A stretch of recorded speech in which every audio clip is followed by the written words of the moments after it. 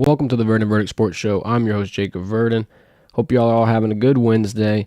It's game week. Huge game, probably your biggest game of the season. We'll be traveling on the road, going cover it, going to Kyle Field, experiencing what I believe is their first blackout game. Their debut in their all-black uniforms. Should be interesting. We got a couple of LSU news and notes to be given to you. Brian Kelly talked to media today on the teleconference.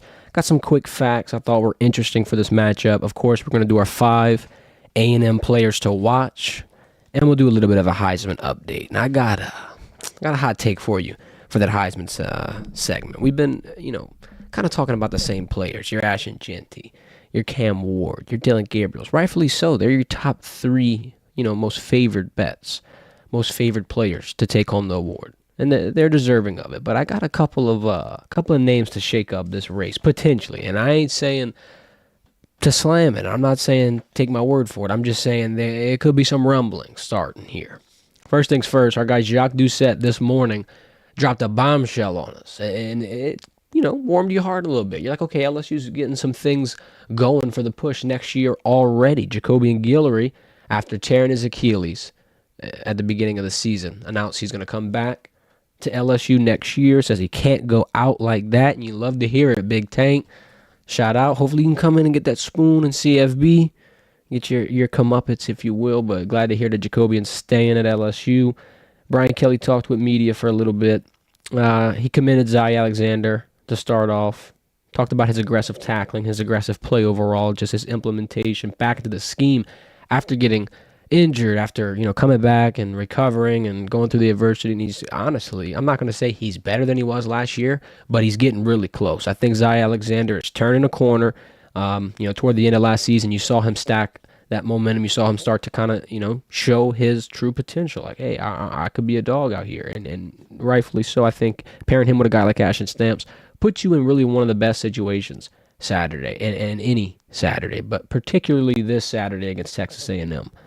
Their passing game a little weak. We'll get to that later. But I think we could be in an interesting situation where LSU's defense has another opportunity to prove that not only they did a full 180 under Blake Baker, but that they're dominant, they're physical, they can take over a game, and they can hopefully push LSU into a playoff conversation. As of right now, ESPN's FPI has LSU having a 40% chance of making the college football playoff. It's not too bad. I believe in the preseason it was about 24%. They were about half of what they are now.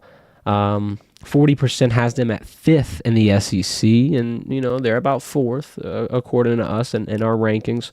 That has them at the 15th overall chance, though. I wanted to emphasize that. So ESPN FPI puts LSU right on the fringe.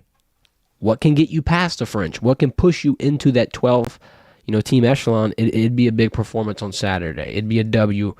Honestly, you got to be more specific. We can't just have Garrett Nussmeier doing what he's been doing in terms of 303 and, maybe the offense runs into a roadblock against the defense.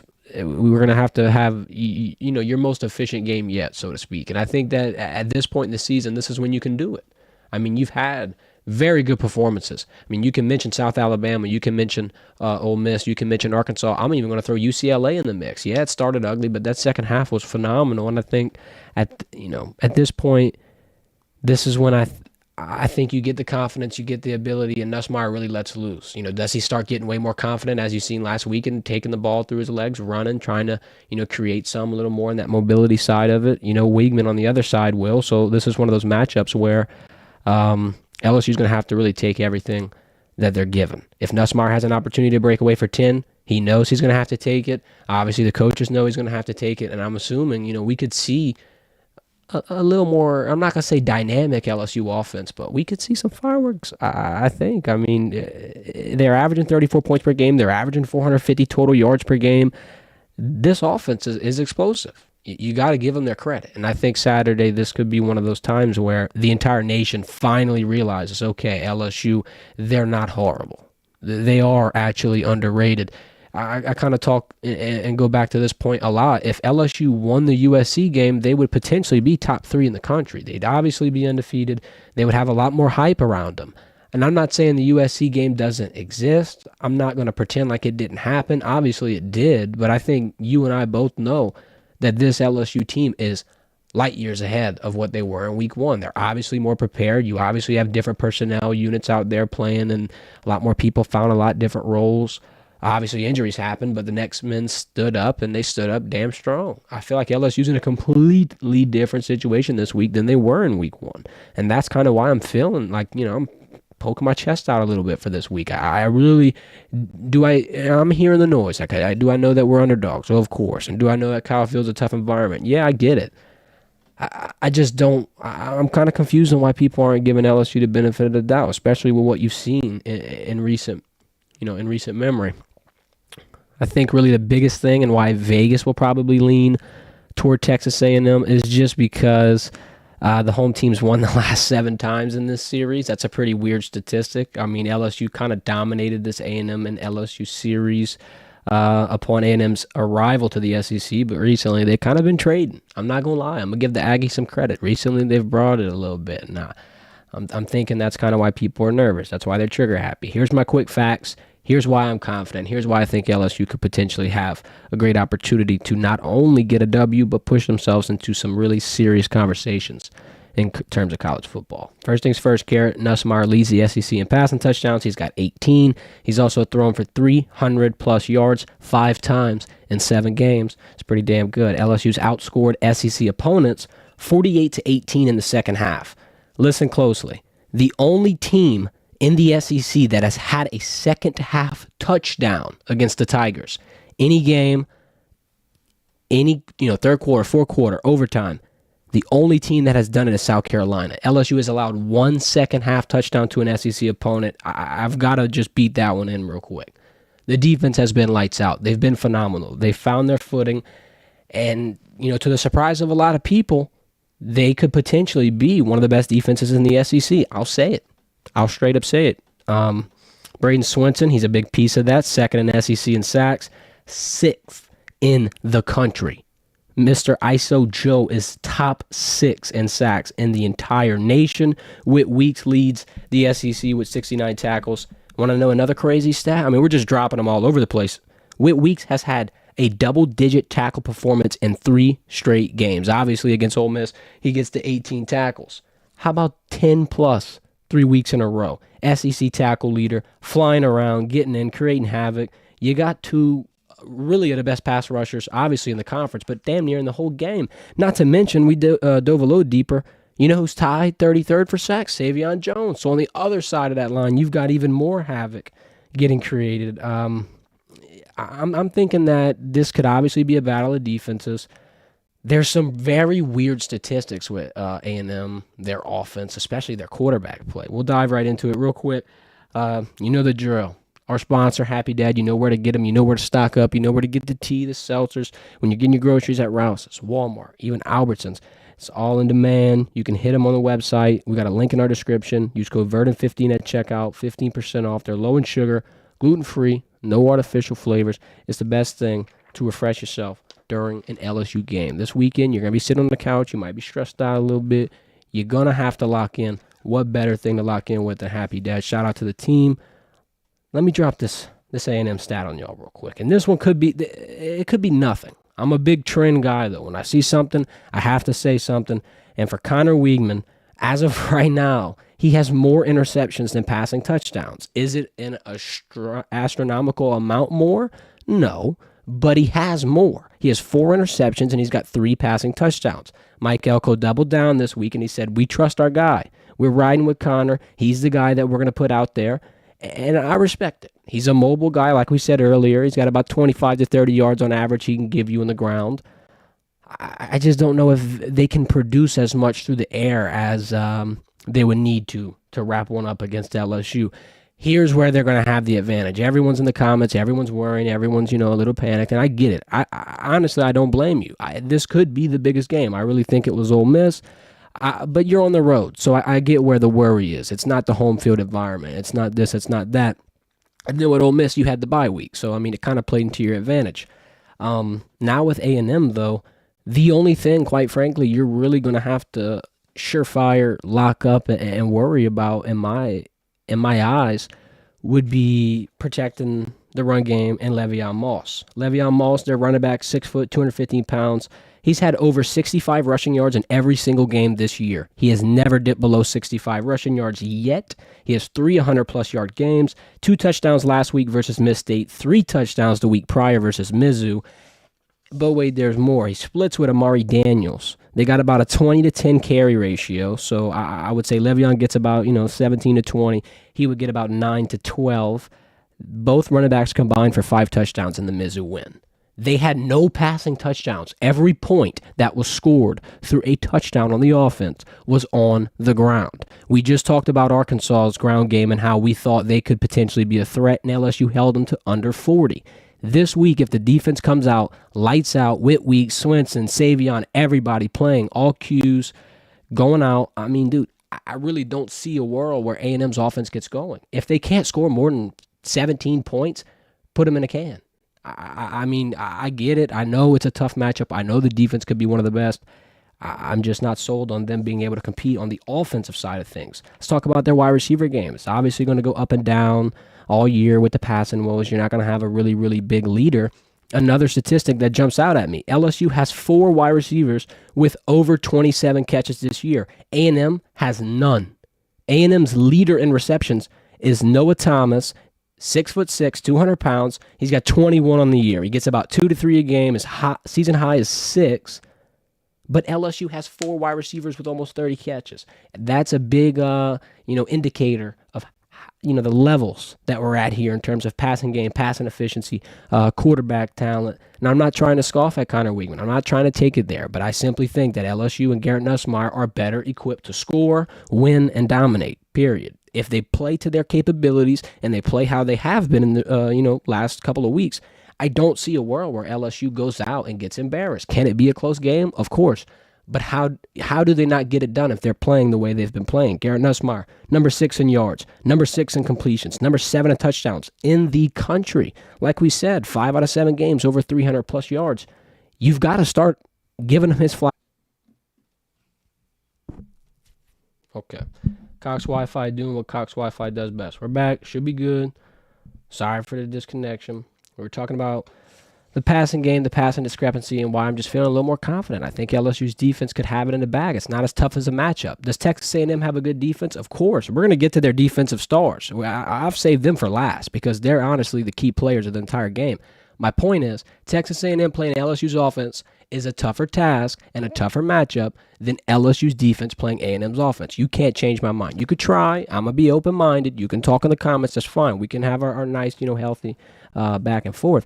I just don't think that Connor Weigman in that running game can bring it to LSU's defense like LSU's offense can bring it to Mr. Will Lee and Nick Scorton. Now, let me give them their flowers. Will Lee, 6'3", 190 pounds. He's tied for 5th in the NCAA in passing deflections. He's got 8. He rarely gets tested. He's got a low tackle count. Not a lot of people are getting action around him, and that's indicative of him putting straps. And what do they call him? The blanket? I don't even know if the blanket drama against Mizzou is real. You heard Elko, he denied it. He said, no, we didn't. We didn't have anybody put a blanket in anybody's room. We didn't hear anything about it. The rumor is that Mizzou did it to try to bump up their heads and get some motivation.